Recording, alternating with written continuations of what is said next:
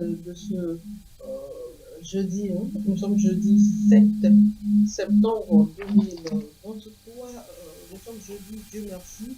Les deux ont dit OK, il y a un qui est là, on attend le second. Abbas Issaka, le patron du journal Le Mania Libéré, est déjà en place. Abbas, bonjour. Ouais, bonjour Anita. Bonjour à tout le monde, même si bon, il n'y a pas de problème. Bonjour à la technique là, au doigt d'or qui nous permet. Même si quoi. Merci à tout le monde. Je salue les téléspectateurs et téléspectatrices qui nous suivent en ce moment. À tous les internautes également, je dis salut.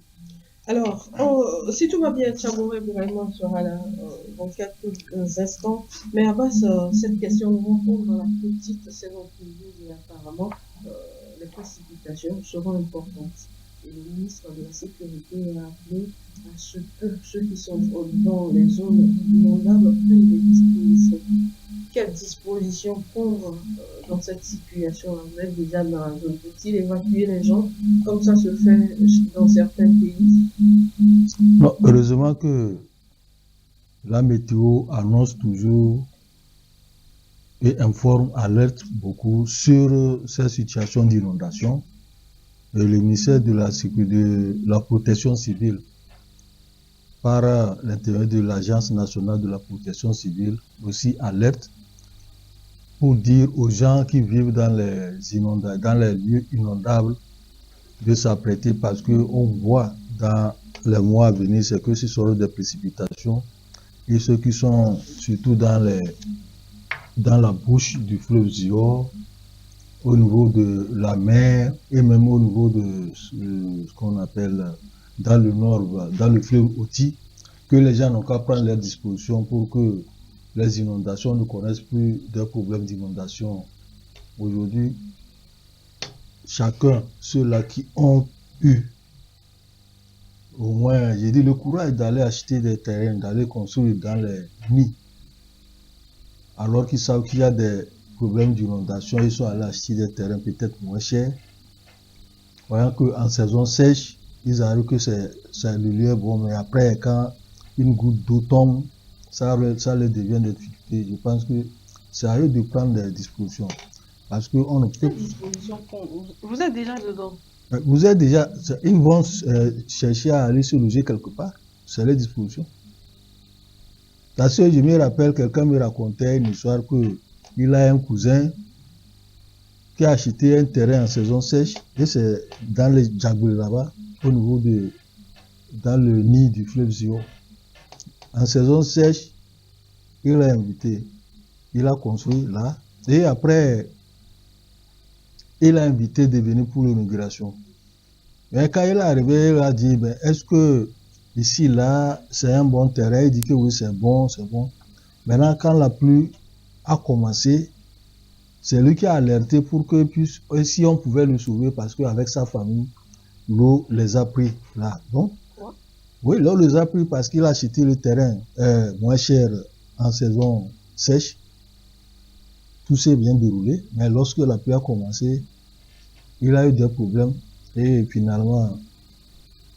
Ça veut dire que vous achetez un terrain, vous construisez votre maison, vous vivez là pendant 6 mois sans problème. Sans problème. Et les 6 autres mois, c'est avec des problèmes.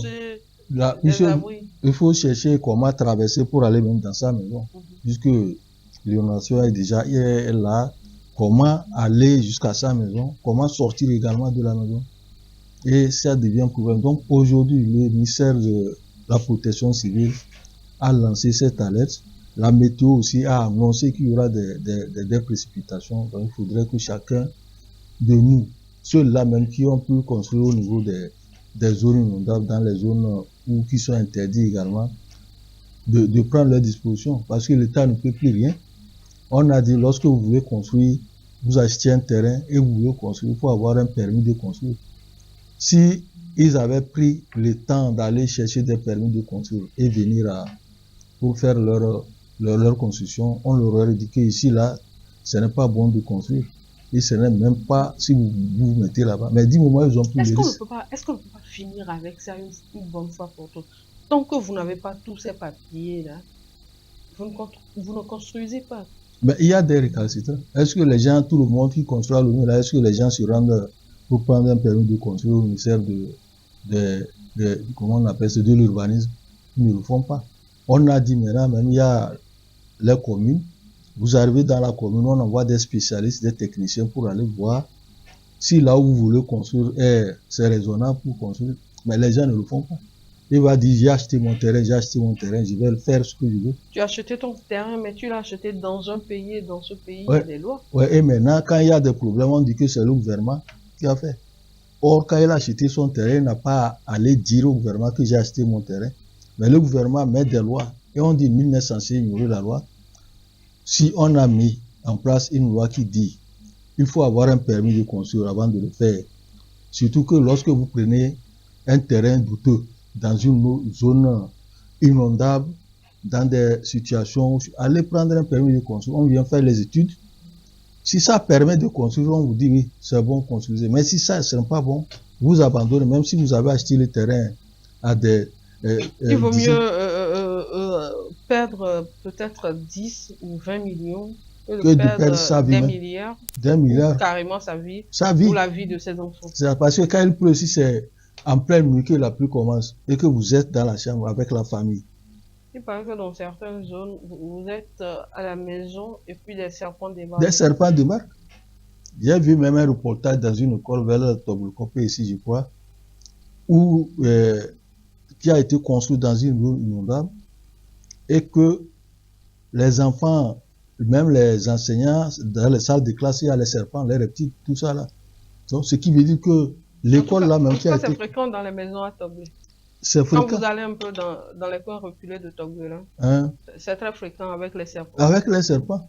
Donc, les gens, comme c'est devenu une habitude de vivre avec les serpents, puisque les zones où ils ont acheté les terrains, ces zones ne sont pas normalement recommandées aux gens.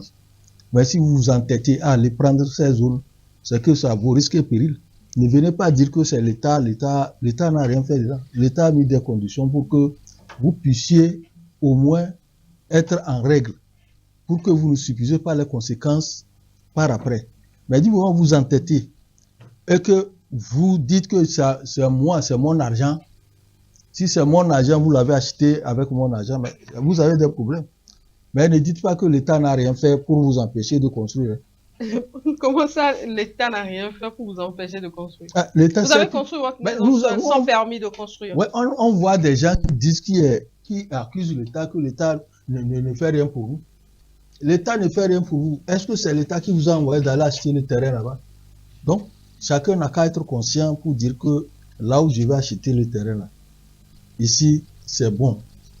Et j'achète. Maintenant, ce n'est pas bon. Vous êtes là, vous allez accuser l'État que l'État vous a laissé prendre le terrain. Et quand vous êtes inondé, c'est en ce moment que vous allez dire qu'on appelle l'État au secours, l'État au secours, au secours, au secours. Mais l'État vient au secours. Après, on dit qu'on vous loge quelque part, on vous envoie dans une école pour dire que vous êtes des sinistrés et on vous envoie des maïs, des tonnes de maïs, des sacs de maïs. C'est une bonne chose aussi. Donc les gens veulent ça. C'est ce que les gens veulent. Mais il faudrait que nous-mêmes, là, ça dit de tout ce par rapport à ces choses-là qui vont coûter peut-être une centaine de mille, vous préférez perdre des millions? Vous préférez perdre des millions. Parce que quelqu'un qui achète un terrain à Djagbé dans la bouche du fleuve Zio. Dans la bouche. Hein? Peut-être qu'il a acheté ça à 300 000 et il va y construire. Il pose sa maison là-bas, peut-être il va perdre des dizaines de millions pour construire sa maison. Et maintenant, quand il pleut, l'inondation arrive, on accuse l'État que chose. Alors qu'il a déjà perdu des millions ici parce qu'il a trouvé un terrain un peu moins cher, beaucoup moins cher, il va poser ça. Très moins cher. Alors, chers téléspectateurs, vous l'avez constaté, il est là.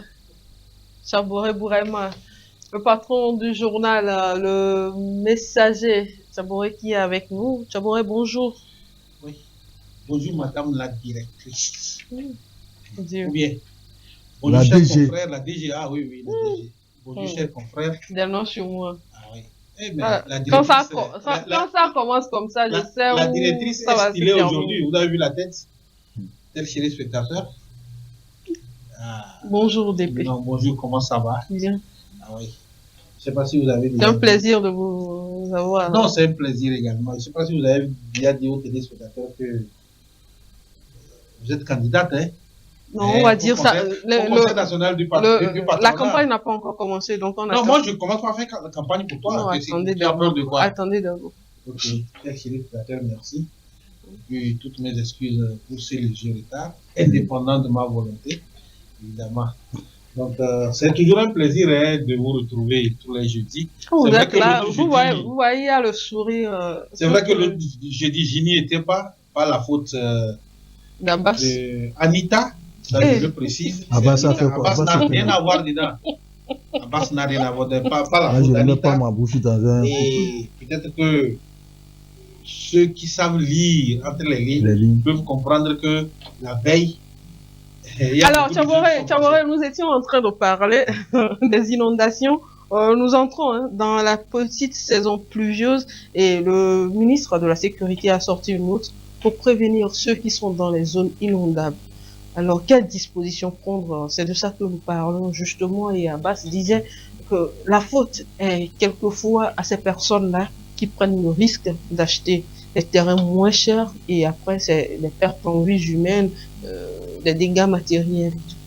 C'est un peu dommage que à chaque fois quand il y a la saison qui arrive, on soit obligé d'appeler ou bien d'interpeller ceux qui se donnent le luxe d'aller acheter des terrains dans des zones inondables.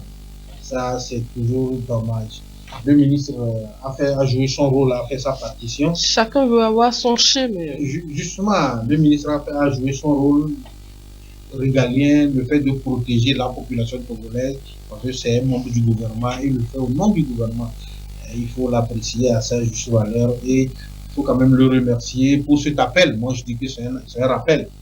Mais concernant la situation, concernant ce qu'il faut faire, mais c'est à cela comme la responsabilité de prendre conscience qu'il ne faudrait pas aller acheter un terrain dans une zone inondable. Aujourd'hui, l'État a fait un travail exceptionnel. Il a déclaré certaines zones comme étant des zones inondables. Mais c'est paradoxal que certains concitoyens ne le comprennent pas. On peut taper même dans leur tympan. Ils vont aller acheter un terrain dans une zone inondable juste parce que on dit que le terrain là-bas coûte à 250 000 francs. Mais j'oublie les conséquences. Ça sert à quoi de dire que je suis dans ma maison si je sais que je vais vivre en paix là-bas? Dans l'année, je vais vivre peut-être pendant 5 mois en paix. Et les autres mois, je suis dans la merde. Non, c'est ça, c'est la question qui est posée. Ça ne sert à rien. La réponse, elle est là, ça ne sert à rien.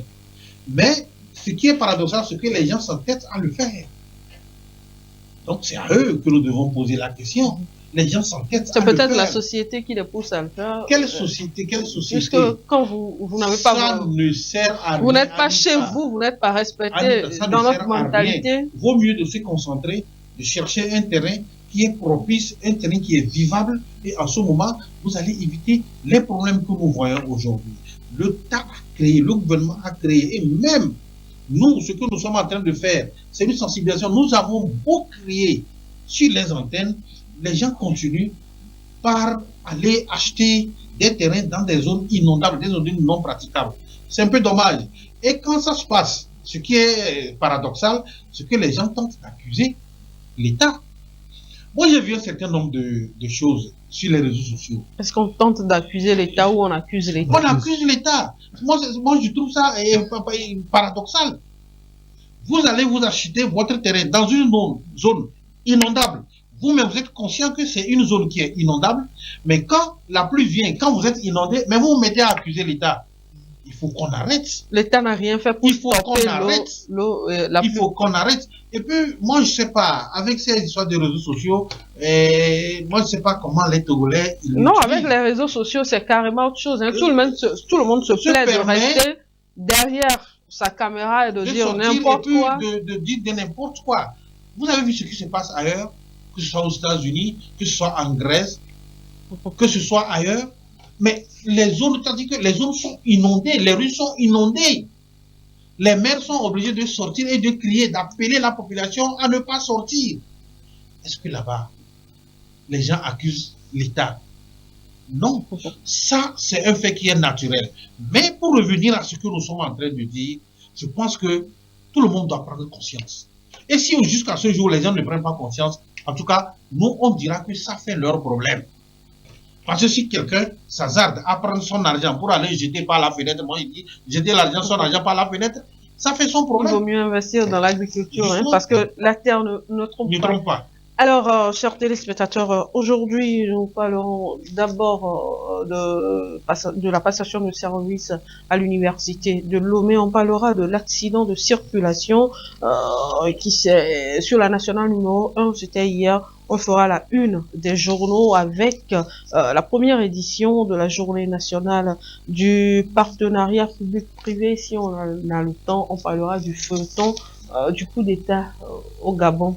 J'appelle ça feuilleton parce que dans les analyses tout à l'heure, vous comprendrez. Le professeur Dodi Kokoroko, ancien président de l'université de Lomé, a officiellement quitté son poste mardi dernier, en laissant ce poste au professeur Podar Adama. Alors, Abbas, si on vous demande de dresser un bilan du passage du professeur Kokoroko à la tête de l'université de Lomé, vous direz quoi par exemple? Il a marqué son passage. Kokoroko a marqué son passage de 2016 à 2023. Il va terriblement manquer aux jeunes là qui se tenaient dans les rues avant Kokoroko. Oui, parce que quand Kokoroko est arrivé, l'état du campus n'était pas... Le campus de 2023 n'est pas le campus de 2015, 2014, 2015, ni le campus des années 2000. Parce qu'aujourd'hui, quand tu rentres au campus, tu sais que tu es bien satisfait. Tu te perds des choses. Je me demande si j'ai bien fait l'université.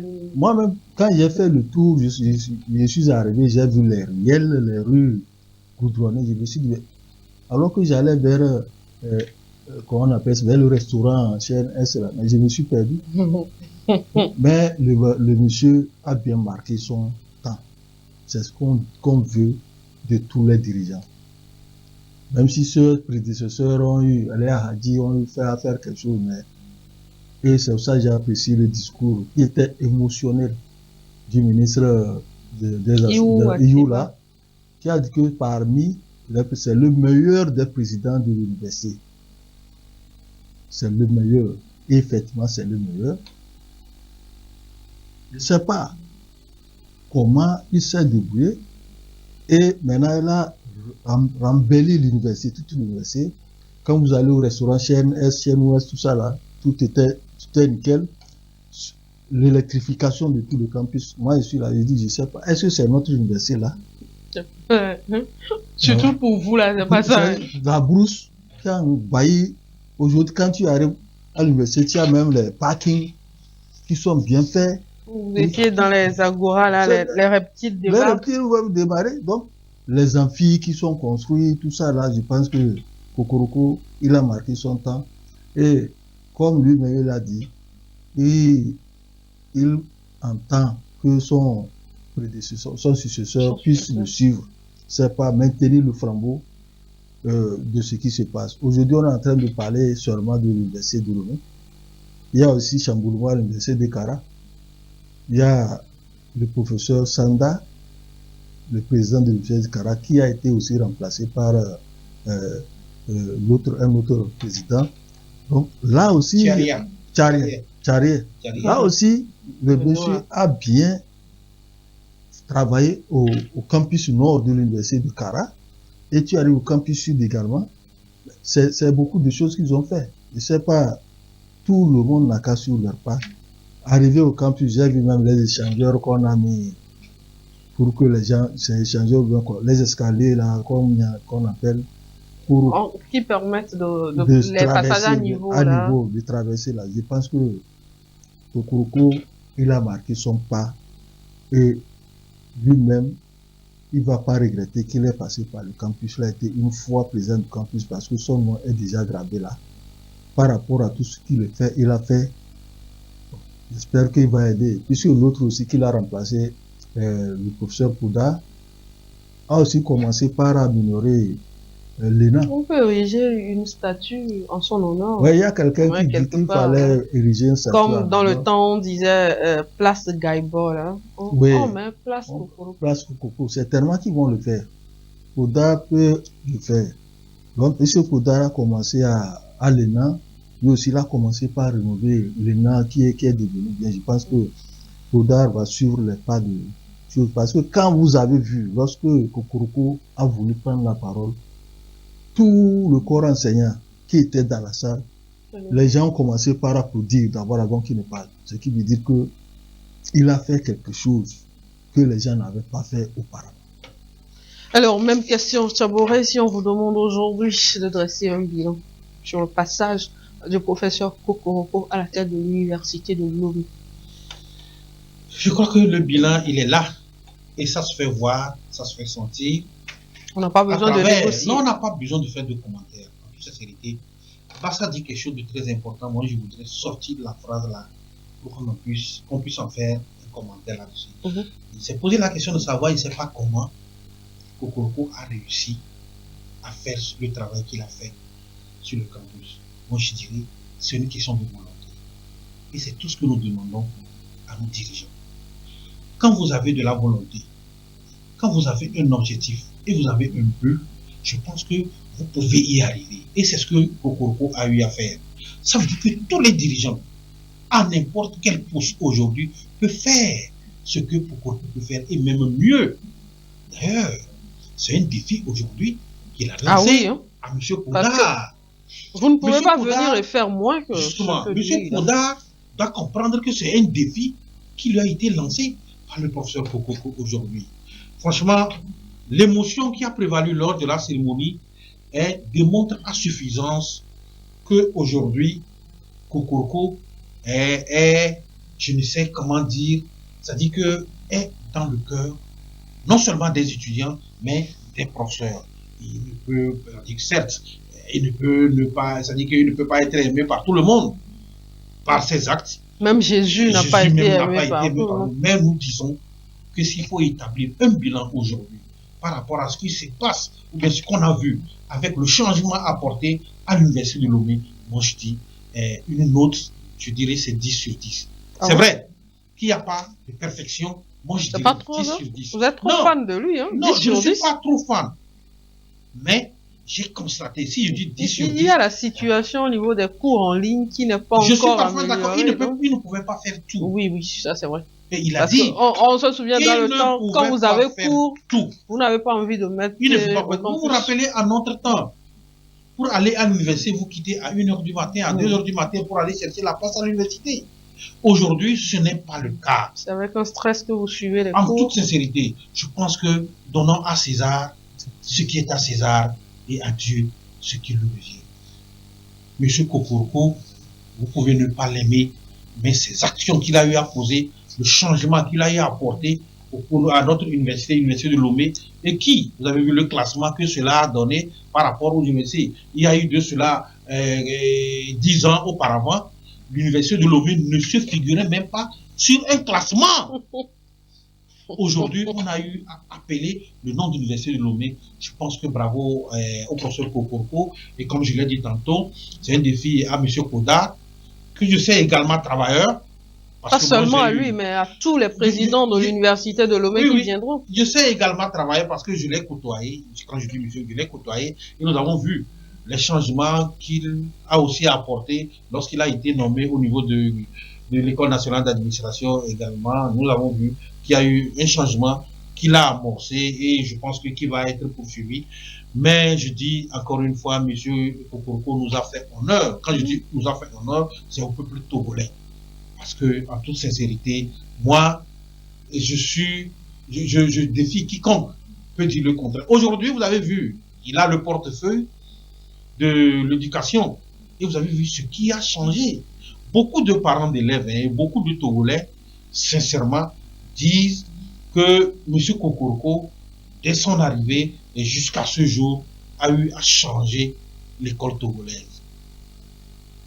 à travers Je un me certain souviens nombre d'actes que dans qu'il à a un eu à temps, poser. c'est avec difficulté on donnait le nom des ministres en charge de. Mais aujourd'hui, tout petit, vous Franchement, demandez le nom du ministre des Enseignements. tout Le le, petit vous dit Kokoroko. mais ce n'est pas le petit. Même nos mamans, nos parents qui sont Tout le à la monde. maison connaissent le nom Kokoroko. Mais avant, quand on demande le nom du Justement, ministre non, vous ne des le connaissez Enseignements, pas. on ne Donc, connaît chers pas. Hein. dirigeants, beaucoup nous suivent et vous avez vu ce que nous sommes en train de dire de ce monsieur. Je pense que tout ce qui occupe les portefeuilles ou bien tout ce qui occupe les places publiques et à qui le chef de l'État lui a fait confiance, faites comme Kokoroko. C'est très important. Alors là, vous êtes trop fan du monsieur. Je ne suis pas trop fan. Vous avez oublié que nos voisins d'à côté, le premier responsable, a eu à prendre l'exemple sur Kokoroko. Je parle de Patrice Talon. Lors de l'une de ses interventions, il a eu à faire référence au travail que M. Kokoroko fait. C'est-à-dire que même au-delà de nos frontières, c'est vrai qu'il a mis le niveau à un niveau très élevé. Hein. Ça donne du travail à ceux qui vont poursuivre ce qu'il a commencé. Eh bien, autre sujet dans cette émission, grave accident de circulation hier à l'entrée de Gléy.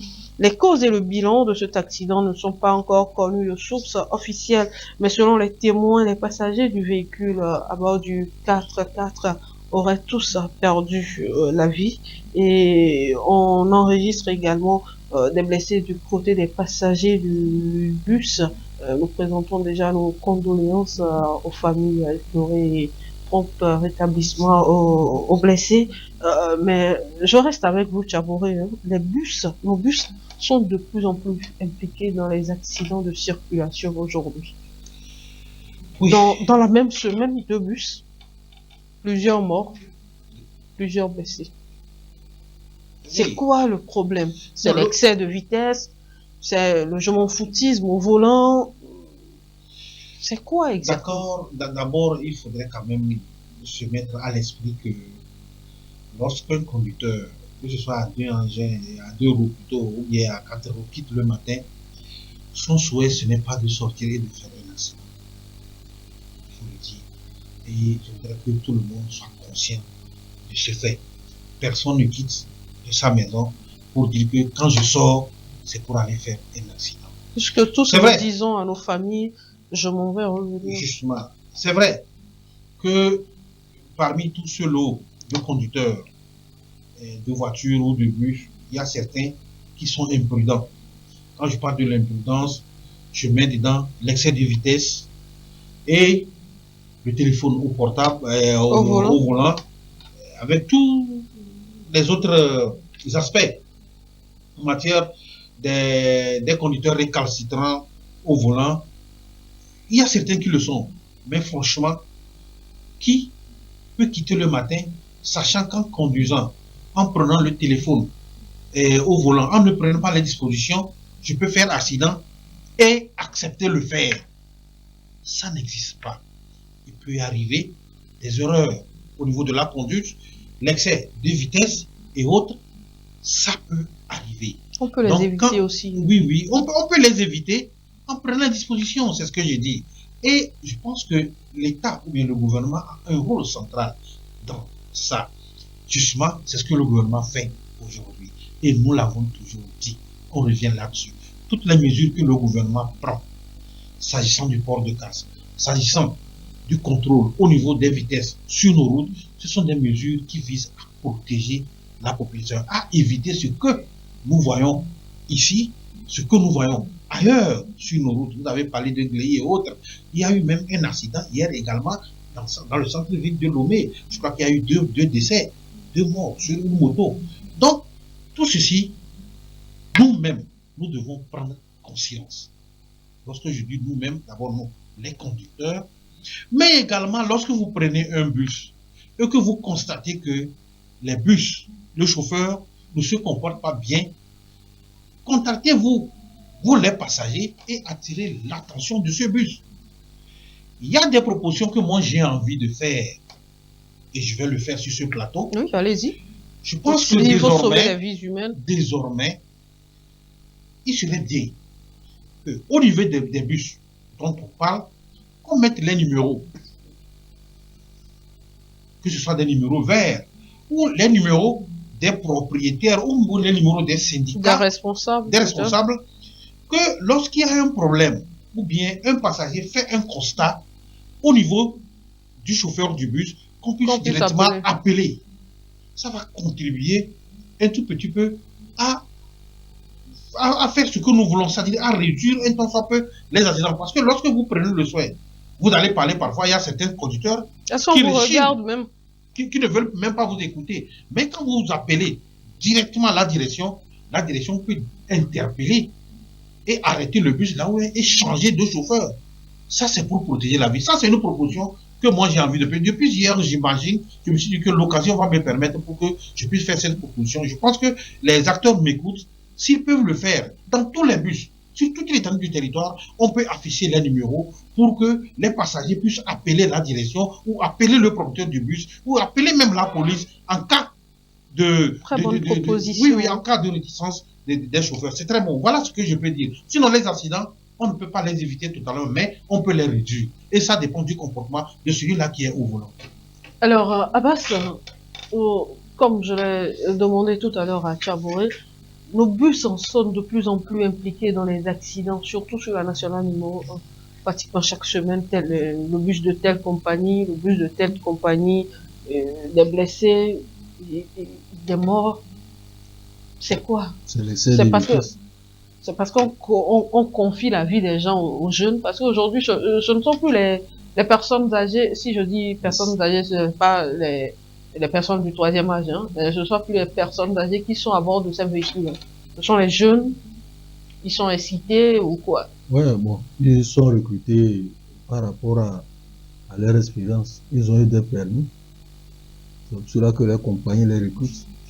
Seulement que maintenant, quand tu vois les conducteurs de ces bus-là, comme tu l'as dit, c'est des jeunes. Ils sont excités également. Ils veulent aller vite et revenir. L'essai de vitesse, tout ça. Par exemple, le premier cas d'accident qui s'est déroulé à l'intérieur du pays, c'était un groupe qui revenait d'Anéo pour aller rallier Kara et arriver vers Langabou. Il pleuvait, le jour là c'était samedi, il pleuvait sérieusement, donc il était à tout à l'heure dans le système de freinage. Quand il pleut, vous savez que c'est compliqué, ça glisse. Donc c'est là, ils voulaient effectuer un dépassement. Quand il pleut, que tu files, c'est que tu prends. Ça a traîné, ils sont allés faire tourner au niveau des choses dans le trou là-bas. Heureusement, il y a eu un mort, malheureusement plutôt il y a un mort et puis des blessés qui ont été conduits à l'hôpital d'Atakwame. Le deuxième cas, hier également, c'était un excès de vitesse, puisque la voiture qu'on a percutée est divisée en deux. Donc tous les occupants qui sont dedans sont morts. Mais le chauffeur a eu la compétence de maîtriser le volant pour éviter un tonneau à ce véhicule-là, à son bus. C'est ça que les témoins, les passagers ont salué la vigilance du chauffeur parce qu'il a pu maîtriser le volant. Sinon, s'il y avait tonneau, il y aurait plus catastrophe que ce que nous avons connu. Donc aujourd'hui, je pense que les gens doivent, au niveau de ces grands bus-là et puis de ces compagnies, je ne sais pas si les compagnies-là entretiennent les chauffeurs, il y a les syndicats, il faut au moins qu'on dise qu'on ne file pas. Parce que quand tu prends le bus là, il file. Quand moi je vois ces bus-là venir, ils veulent faire dépasser. Même en ville, hein? Même en ville, ils veulent faire un dépassement même s'ils ne calculent pas, ils te dépassent. Ils oublient que c'est leur... Je me demande si ce sont des véhicules prioritaires. Parce que quand moi je vois des bus là, il ne faut même pas hasarder. Il faut le laisser passer. Moi j'ai pris le bus de Lomé ici jusqu'à Saint-Cassé. Saint-Cassé Lomé, il fallait voir comment ça file. Et c'est la nuit. Hein. Donc, là quand tu rentres dans ces bus là, c'est qu'il faut prendre ton corps entre tes mains. Pour que quand quelque chose arrive. Alors qu'avant on se disait prendre les 15 places c'est risqué, je préfère prendre les bus. Mais maintenant... Puisque les bus sont au moins à l'heure, c'est pour ça que tout le monde se lève. Maintenant c'est pour ça il dit, Chaboura fait des propositions qui sont intéressantes. Il faudrait que même là, sur les tickets, il y a les numéros de ces compagnies. Donc, quand vous constatez entre vous passagers qu'il y a ce problème d'excès de vitesse là, on prend le ticket, on ouvre, puis on appelle la compagnie que le chauffeur là, il conduit mal. Si ça continue comme ça, on va tout prendre votre compagnie, puisqu'il y a certains qui préfèrent prendre, comme on a plusieurs compagnies de transport aujourd'hui, qui sont en train, or nous sommes en train de demander à ce que même ça se multiplie pour que, comme on a des nouvelles routes comme ça, pour que les gens puissent arriver. Moi, je trouve que ce sont des choses comme ça qu'il faut dénoncer sur les réseaux sociaux, plutôt que de s'asseoir et dire du n'importe quoi, appeler les gens à la révolte, dire des choses insensées. Les gens n'aiment pas ça. C'est des cas sociaux là comme ça qu'il faut dénoncer. Dire que tel chauffeur il a pris le bus. Comme ça, ça va éviter. Parce que sur les réseaux sociaux, ça va vite. Quand la compagnie va constater qu'on lui fait une mauvaise publicité, tout de suite, elle va réagir. Elle va réagir. Parce qu'elle va faire de telle sorte que bon, les chauffeurs là, ils l'appellent. Tu sais, très souvent, ces chauffeurs, ils sont deux dans le bus. L'accident, c'est quelque chose qu'on appelle un hasard. Ça peut arriver. Ça peut arriver. C'est pas prémédité que je sors de ma maison, je vais faire accident. Non? Tu vas et ça te surprend comme ça. Personne ne sort de la maison pour aller faire accident. Mais il y a certains chauffeurs inconscients, quand ils sont là, comme tu l'as dit, les jeunes, lui sort, donc il faudrait que je mette quelque chose dans la tête pour que je puisse vite conduire. Et ils vont prendre les troubadours, les drogues, ils se droguent et puis ils prennent la route. Il y a une nouvelle qu'on appelle Kadhafi maintenant. Je ne sais pas si c'est déjà arrivé au Togo. Kadhafi, une drogue. Donc ils prennent ça, tu vois, les gens, les titans. Je ne sais pas si c'est déjà arrivé au Togo. Ah, au niveau de... Oui, c'est nos voisins de l'Ouest. C'est toi qui le dis. C'est nos voisins de l'Ouest. Ça chauffe là-bas. Hein? Monsieur, ça là, c'est comme ça. Je mets quelque chose et puis ça va me renforcer, ça va me donner la force. Je conduis, je ne vais pas avoir sommeil en cours de route. Or, c'est ça qui fait que quand ils les voient filer là, pour eux, ils ne filent pas. Hein. C'est à vous, les passagers, de lui dire que chef, il faut diminuer la vitesse. Sinon, c'est nos vies qui sont en danger. Mais si vous vous taisez et que vous le laissez continuer sa vitesse, l'excès de vitesse, bon, les conséquences sont lancées. Alors, autre sujet, je crois l'avant-dernier, c'est la une. Puisque nos deux journaux ont abordé le même sujet aujourd'hui. Frédéric, est-ce qu'on peut avoir... on prend qui là? On prend Chabouré ou on prend Abbas? Je prends qui? Frédéric n'a qu'à choisir. Ah, Frédéric, on vous laisse le choix. On vous laisse le choix. On prend la une de qui? Ah, la Magna, hein? Voilà. Vous connaissez ceux qui sont contre vous dans la boîte. Non, ce n'est pas moi, je n'ai pas fait le choix. C'est Frédéric. Personne n'est contre moi, c'est toi qui es contre moi. Moi, j'ai fait quoi? Alors, le Mania Libéré, je rappelle que le Mania Libéré est dans les kiosques depuis hier au prix de 250 francs seulement. Le Messager également, le Messager qui a pris en otage toutes les plateformes. Je vous assure, toutes les applications. Je vous ai dit, je suis maintenant avec l'intelligence artificielle. Ah oui, hein, oui. Je l'ai reçu la dernière fois. Eh bien, le message... non, le Mania, hein. Voilà. Le Mania Libéré qui met à sa une première édition de la Journée nationale du partenariat public-privé, secteur privé, moteur de transformation structurelle de l'économie togolaise, Abbas. Ouais, une bonne initiative du gouvernement togolais, parce que vous n'êtes pas sans savoir que le secteur privé, c'est le poumon même de l'économie d'un pays. Et si le poumon de l'économie du pays n'est pas développé, le pays va rester comme ça. Et ça fait qu'aujourd'hui, avec cette initiative, beaucoup de choses vont se passer. Il y aura beaucoup de développement, des réformes. Vous savez, au niveau du pays, les investisseurs privés, c'est eux-mêmes qui sont là. Et ce sont ces investisseurs privés-là qui rencontrent des problèmes à tous les niveaux. Depuis quelque temps, le gouvernement a pris soin de faire des réformes pour permettre aux entreprises privées de bien s'implanter. les gens, lorsque vous arrivez au CFE, vous allez voir qu'il y a beaucoup d'entreprises qui sont créées. Mais le problème, elles ont des difficultés pour démarrer. Vous allez voir un grand nombre enregistrés au niveau du CFE. Mais lorsque vous arrivez au niveau du service des impôts à l'OTR, c'est la moitié qui sont actifs. On te sort les choses là-bas. Et là, les gens se disent comment se fait-il que nous avons plus de des milliers d'entreprises qui sont créées, qu'il y a une centaine seulement qui sont sur le terrain qui exercent. C'est parce qu'ils ont des difficultés. Or, entre-temps, le gouvernement a commencé par parler de partenariat privé-public pour qu'au moins les uns et les autres s'imbriquent. Puisque le public, vous savez, dans le public, ce n'est pas productif comme ça. C'est au niveau des privés qu'on produit.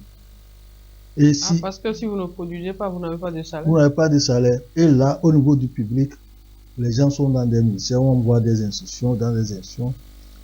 Et aujourd'hui, c'est des problèmes qui se posent, qu'il faut relever. Comment allons-nous faire pour qu'au moins les gens puissent bien travailler au niveau des entreprises privées? Parce qu'il y a aussi des problèmes entre privés et privés.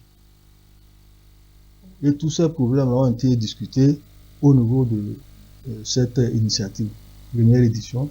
Il y a un problème entre public et public. Public et public, hein? Public et public.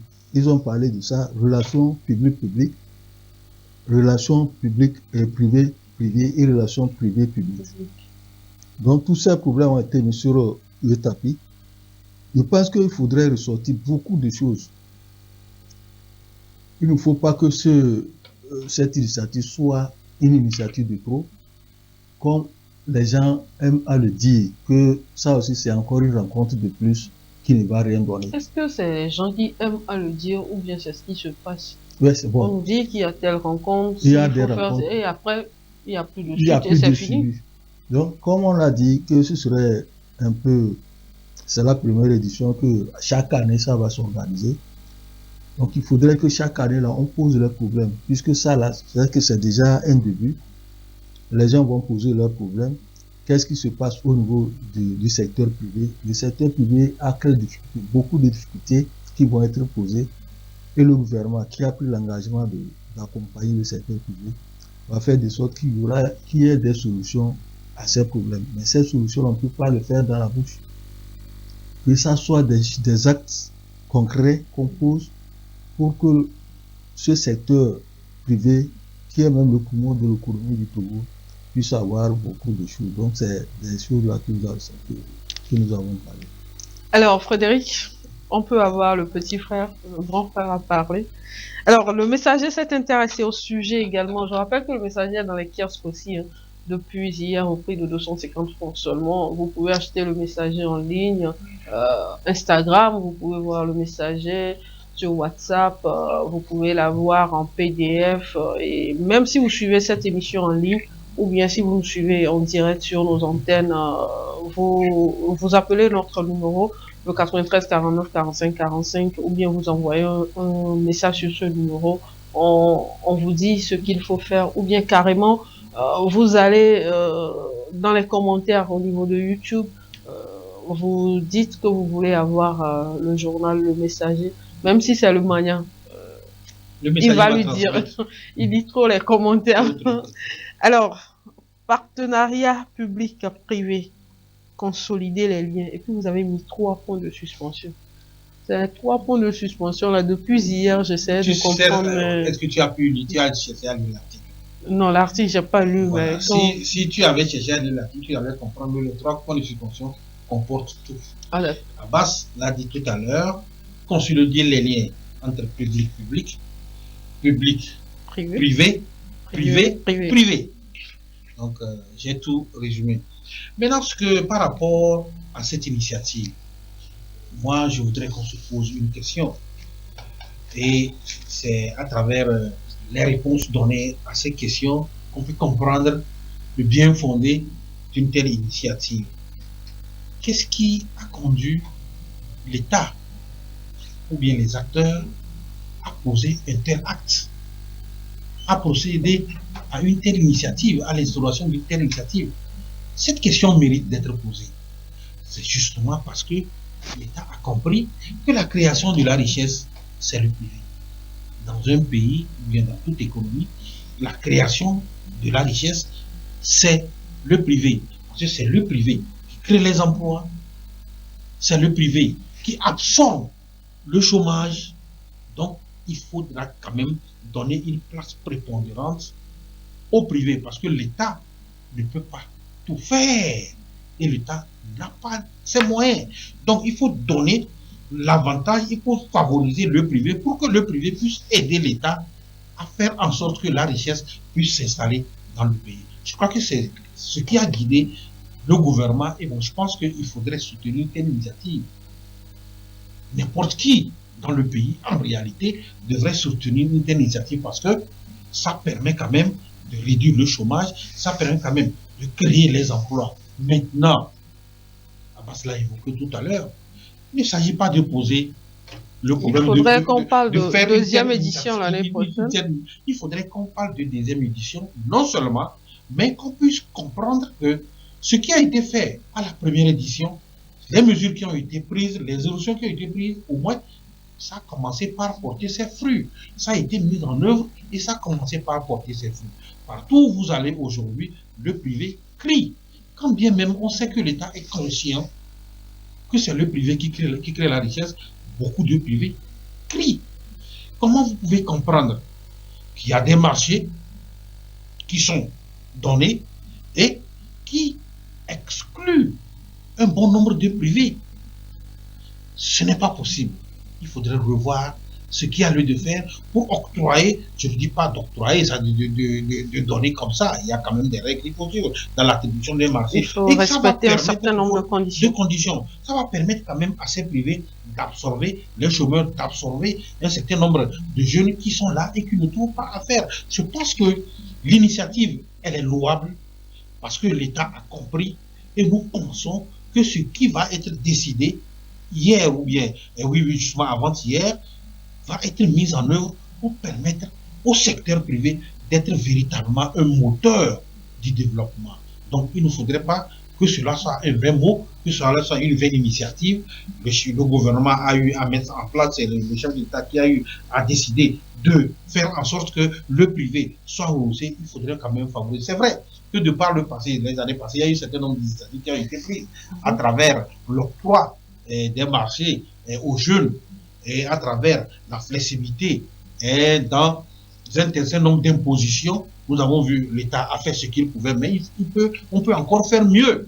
Oui, on peut encore faire mieux pour permettre à ce secteur privé de continuer par créer la richesse dans notre pays. Alors, vous allez m'aider, on va poser une doléance de notre côté, une doléance non, il a déjà de quelques minutes. Rapidement, Frédéric, doléance de quelques minutes.